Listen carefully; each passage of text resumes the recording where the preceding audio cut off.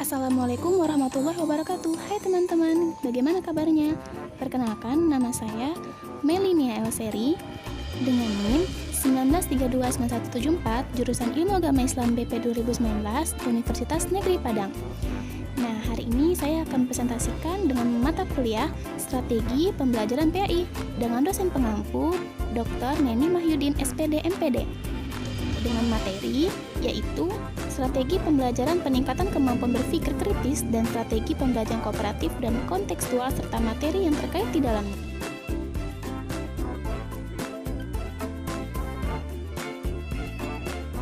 Yang pertama, pengertian strategi berpikir kritis. Menurut Mertes, berpikir kritis adalah sebuah proses yang sadar dan sengaja yang digunakan untuk menafsirkan dan mengevaluasi informasi dan pengalaman dan sejumlah sikap reflektif dan kemampuan yang memandu keyakinan dan tindakan.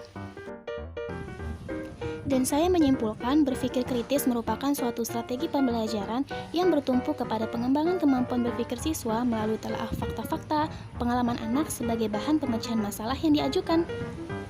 Kemudian, karakteristik kemampuan berpikir kritis. Yang pertama, proses pembelajaran menekankan kepada proses kekuatan mental siswa secara maksimal.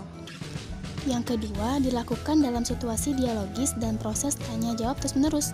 Karena dengan cara dia ditanya-jawab terus, karena dia akan mengasah otaknya untuk terus mencari solusi dan jawaban dari setiap pertanyaan yang diajukan. Selanjutnya, kelebihan strategi pembelajaran berpikir kritis. Yang pertama, dapat melatih daya pikir siswa. Jelas, karena dengan dia sering berpikir dan mencari solusi untuk masalah, dia akan terlatih dalam berpikirnya. Kemudian yang kedua adalah siswa diprioritaskan lebih aktif dalam proses pembelajaran. Karena jelas, jika siswa hanya diam saja, maka dia tidak akan bisa menyelesaikan masalah yang diajukan. Maka begitu, dia akan terus berupaya untuk berpikir kritis. Nah, selanjutnya kekurangan strategi ini yaitu yang pertama adalah membutuhkan waktu yang relatif banyak. Karena dengan berpikir tidak ada yang sebentar kan, jadi dia harus berpikir fokus untuk mencari solusi dan apa saja sih yang harus dilakukan untuk menyelesaikan masalah tersebut. Kemudian yang kedua adalah siswa memiliki kemampuan berpikir rendah akan kesulitan dalam mengikuti pelajaran karena dia akan terfokus pada masalah-masalah yang diajukan. Selanjutnya, langkah-langkah strategi pembelajaran berpikir kritis. Yang pertama itu adalah tahap orientasi. Di sini, guru mengkondisikan siswa pada posisi siap untuk melakukan pembelajaran. Yang kedua, tahap pelacakan, yaitu untuk memahami pengalaman dan kemampuan dasar siswa sesuai dengan tema yang akan dibicarakan. Yang ketiga, tahapan konfrontasi, yaitu tahapannya penyajian persoalan yang harus dipecahkan. Dan yang keempat adalah tahapan inquiry, yaitu adalah tahapan inilah siswa belajar berpikir yang sesungguhnya. Yang kelima, tahap akomodasi, yaitu adalah tahapan pembentukan pengetahuan baru melalui proses penyimpulan. Dan yang terakhir adalah tahapan transfer, yaitu tahapan penyajian masalah baru yang sepadan dengan masalah yang disajikan. Nah, yang selanjutnya itu adalah materi PAI SMA yang berkaitan dengan strategi berpikir kritis, yaitu materi bab 3 kelas 12 tentang memahami Quran surah Ali Imran ayat 190-191, di mana pentingnya mengadakan perenungan tentang ayat-ayat Allah Subhanahu wa taala dalam Al-Qur'an untuk mendapatkan pemahaman yang utuh dan menemukan makna yang tersembunyi. Dan pentingnya mengadakan penelitian terhadap fenomena alam semesta untuk mengungkap misteri-misteri yang terdapat pada aneka ragam makhluk ciptaan Allah Subhanahu wa taala. Nah, kemudian pengertian strategi pembelajaran kooperatif dan kontekstual. Yang pertama, strategi kooperatif, yaitu strategi dengan cara membentuk kelompok-kelompok kecil untuk saling bekerja sama dan bertukar pikiran. Nah, kemudian kontekstual adalah suatu strategi pembelajaran yang menekankan kepada proses keterlibatan siswa secara penuh untuk dapat menemukan materi yang dipelajari dan menghubungkannya dengan situasi kehidupan nyata, sehingga mendorong siswa untuk dapat menerapkannya dalam kehidupan mereka. Menurut Sanjaya 2005-19. Selanjutnya, karakteristik strategi kooperatif. Yang pertama, pembelajaran secara tim.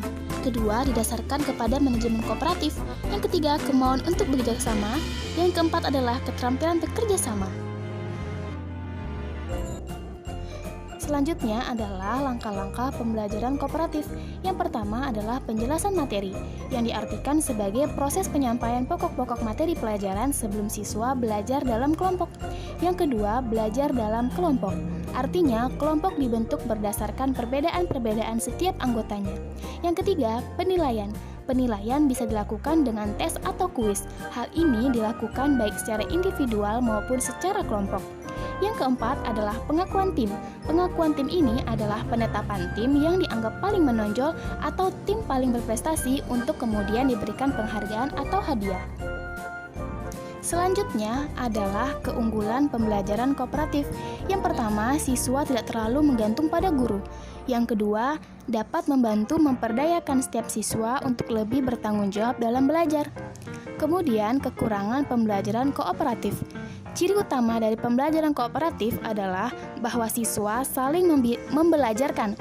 Jika tidak ada yang peer teaching yang efektif, maka tidak akan ada pencapaian yang maksimal oleh siswa. Nah, yang terakhir adalah materi PAI SMA yang berkaitan dengan strategi pembelajaran kooperatif, yaitu di kelas 10. Materi berpakaian sesuai syariat Islam, jujur, dan semangat keilmuan. Dengan begitu, mereka bisa saling bertukar pikiran dan pengalaman terkait materi yang dipelajari.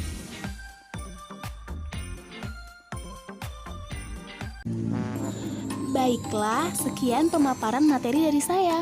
Kurang lebihnya mohon maaf. Bagi teman-teman yang ingin bertanya, silahkan tulis di kolom komentar ya. Dan jangan lupa di like, komen, dan subscribe. Sampai jumpa di lain waktu. Wassalamualaikum warahmatullahi wabarakatuh.